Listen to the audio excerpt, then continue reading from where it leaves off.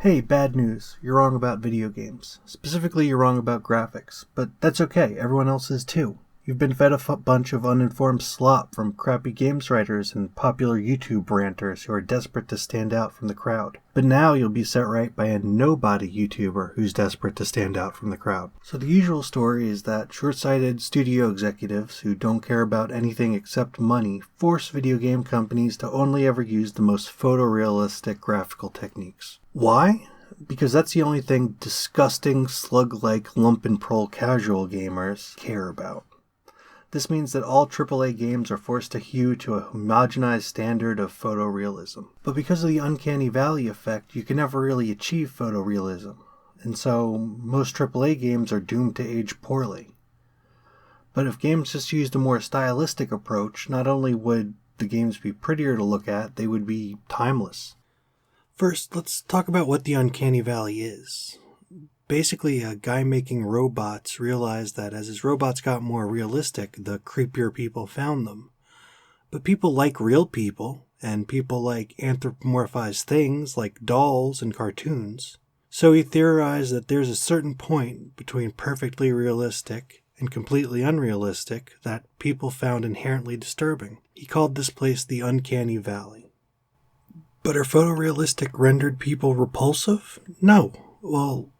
Oh no, that's way too much. Well, I mean, look, this is fine, but oh fuck. God no. So, it depends, I guess? What does that mean? If it's well done, then it's fine? That's true about everything. That's not helpful. I think when people complain about this, they're actually conflating the uncanny valley with simply being able to tell that something isn't real. And that's an important distinction, because being able to tell something isn't real won't hurt your ability to empathize with the characters or take the drama seriously. But the uncanny valley absolutely will. The other problem with the uncanny valley is it's supposed to be a fixed point on a linear scale of realism, whatever that's supposed to mean. But negative reactions to other graphics aren't fixed. We only start to hate graphics after they get surpassed by more cutting-edge technology. And then after a while, those same graphics stop being ugly and start being charming and quirky and retro. And it's weird we keep talking about these things like they're objective and timeless. It wasn't 5 years ago we had to listen to people talk about how great 2D sprites were and how they were timeless and how the PS1 Nintendo 64 era was terrible. And then 2 years later, boom, low poly everything. And now the Xbox PS2 era is the objective nadir of video game aesthetics. Well, let's just wait another 5 years. I'm sure JPEGs of photographs of people's faces grafted onto round heads will be the look of every indie darling in 2022. So what does it mean for a game to age? I would like to offer a different theory.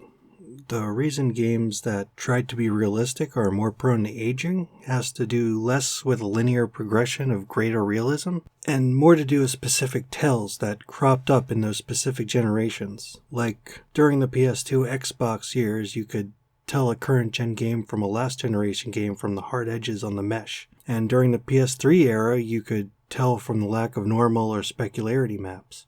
But now it's hard to say which details are more important or make a scene more realistic. I mean, here's one of the changes that the new console generation has allowed for. This is from a demo on subsurface light scattering in human skin. Not a dramatic difference, is it? Noticeable, but not dramatic. What about motion blur? People seem to like motion blur for some reason. This is better looking, allegedly. Cook torrents instead of blend Phong. Physically based rendering? I mean, can you pick out which of these advancements is more important? Are any of them worth trading down to 30 frames per second or to a lower screen resolution? I'm genuinely asking, but my guess is that for most people, their answers will vary. That's the thing, graphics aren't just a matter of dumping more polygons into a game and calling it a day. It's about simulating all the behaviors that light undertakes to get from a light source to the lens of your eyeball. Except, there are infinitely many directions light travels from a source and infinitely many surfaces it can reflect off, refract through, or get absorbed by. You can't do all these calculations in a 60th of a second, even on your fancy GCX Titan 90000 Ultra XL. Why do graphics cards all have names that sound like dildos?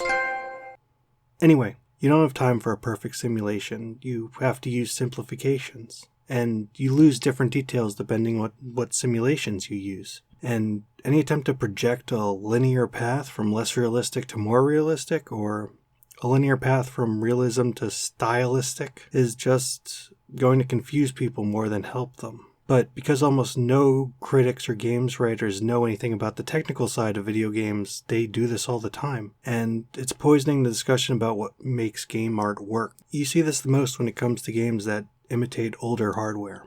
It's very easy to look at a game like Grow Home and say, yep, that looks better than Killzone.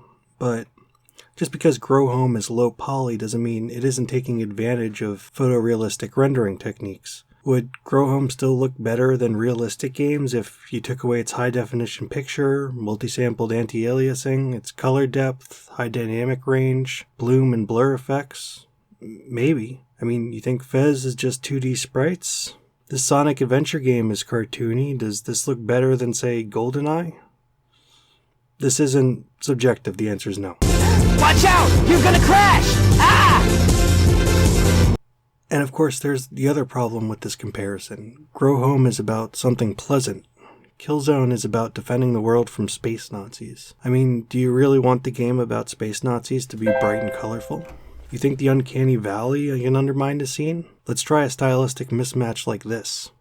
What do you know about us? About me? I know that you are smarter than this. Really? Guess what? We're shitty people, Joel. It's been that way for a long time. No, we are survivors. This is our chance. It is over, Tess! Now, we tried. Let's just go home. I'm not going anywhere. This is my last stop. Okay, that was pretty fun. I might have overstated my case, but still. But surely companies are spending too much time on graphics. Think of all these games that have good graphics but otherwise suck. So the question to ask then is, what resources? First, let's talk a little about the game development process. This is a little complicated, but I'll go slow. The person who writes the story and the dialogue is called the writer. The person who does the art for the game is called the artist. The person who programs the game is called the programmer. And the person who designs the gameplay is called the designer. Unless you're an indie, these are probably not going to be the same person. So generally, a technical artist isn't going to have to give up time he would otherwise spend on facial animations because the producer called him and asked him to tighten up the graphics on level 4. Now, I suppose you could say that the studio is hiring too many graphics programmers and technical artists and not enough writers and regular artists, but it's not like more cooks in the kitchen is a surefire way to get better product. Fine, you say, but with more money they could hire better writers and better artists. And that's true up to a point that most studios usually have already crossed. Shelling out big money for a marquee talent rarely works. The Order, that masterpiece of narrative, had the guy who wrote the John Adams miniseries. Call of Duty Ghosts hired the guy who wrote Traffic and Syriana, two of the best movies of the decade. Do you even remember what the plot to Call of Duty Ghosts was? It was something about Mickey Rourke teaming up with Hugo Chavez to steal a space laser, I think. Look, do you want to know why games consistently focus on graphics? It's because it's basically the only thing in game dev that's a sure thing. It's an engineering problem rather than an artistic endeavor. You either know how to do it or you don't. Writing, art, gameplay. These are things where you either gotta steal an already successful idea or take a big risk. And while it sounds really sophisticated to dismiss graphics as a superficial part of a game, people who say that are full of shit. They care, and you care too.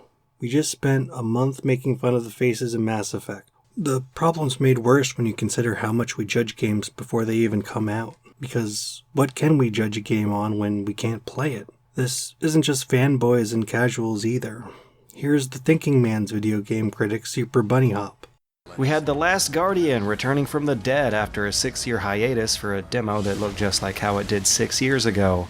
For waiting almost 2 presidential terms and skipping an entire console generation, the PS4 version of Last Guardian doesn't seem to have made a whole lot of progress over the PS3 version, and we all know how slow that progress has been. Final Fantasy... You heard it here, folks. The Last Guardian is going to suck because the game that's been stuck in development for 10 years has slightly behind the times graphics.